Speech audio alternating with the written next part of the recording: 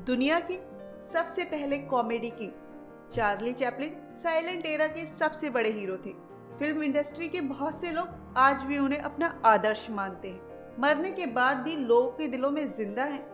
बिना कुछ बोले अपनी एक्टिंग और कॉमेडी से लोगों को हंसा दिया करते थे। चार्ली चैपलिन हमेशा मुस्कुराते रहते थे, लेकिन उनकी मुस्कुराहट के पीछे उनके जीवन का संघर्ष छुपा हुआ था, जो वो हमेशा अपनी मुस्कुराहट के पीछे छुपा कर रखते थे।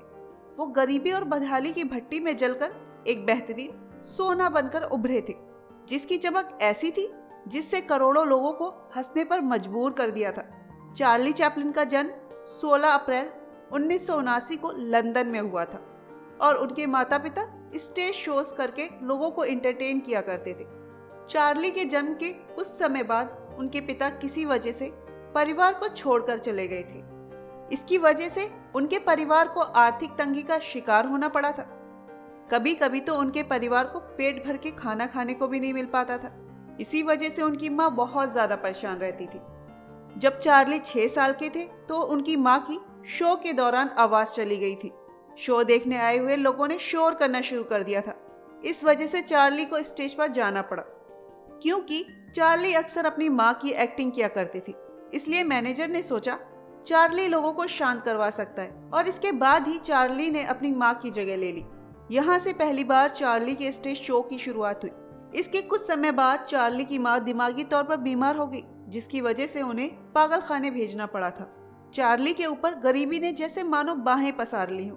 अब वो चारों तरफ से गरीबी से घिर चुके थे। महज 8 साल की उम्र में उन्होंने फैसला किया कि वो अपनी माँ की तरह स्टेज शोज करेंगे। धीरे धीरे करके जैसे चार्ली शोज करते रहे, उनकी पब्लिसिटी लोगों में बढ़ने लगी और उनके शोज लोगों को बहुत ज्यादा पसंद आने लगे थे।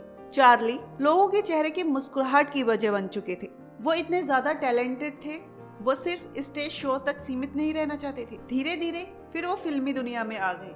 उन्होंने वहां से अपनी फिल्मी सफर की शुरुआत की। साल 1913 में न्यूयॉर्क मोशन पिक्चर्स ने उनकी बेहतरीन अदाकारी को पहचानते हुए उनके साथ एक कॉन्ट्रैक्ट साइन किया, और साल 1914 में चार्ली की पहली film I making a living.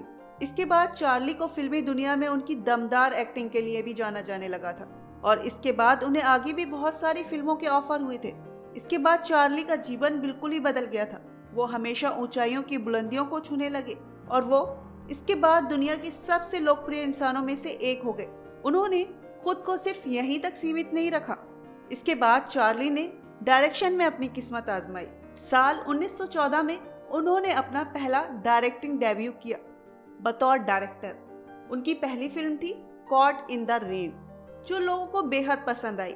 जिसके बाद से चार्ली ने अपनी ज्यादातर फिल्मों को खुद ही डायरेक्ट किया था। चार्ली की पर्सनल लाइफ काफी कंट्रोवर्सी से भरी हुई थी। 25 दिसंबर 1977 में चार्ली ने अपनी आखिरी सांस स्विट्जरलैंड में ली थी। चार्ली की पॉपुलैरिटी का आलम यह है, साल 1995 में ऑस्कर अवार्ड के दौरान द गार्जियन अखबार ने एक सर्वे करवाकर ये जानना चाहा कि फिल्म क्रिटिक्स और दर्शकों का सबसे पसंदीदा हीरो कौन है, तो सर्वे रिपोर्ट देखकर ताज्जुब हुआ कि चार्ली मृत्यु के 2 दशक बाद भी अधिकतर लोगों के पसंदीदा हीरो थे। ये कहना गलत नहीं होगा कि चार्ली आज भी लगभग सभी के दिलों में बसते हैं। उनकी एक्टिंग से आज की जनरेशन भी बहुत ज्यादा खुश होती है। आज भी कई कलाकार उनके अभिनय की नकल किया करते हैं। ऐसी ही प्रेरणादायक कमाल वीडियोस के लिए देखते रहे कमाल जिंदगी। Please like, share and subscribe.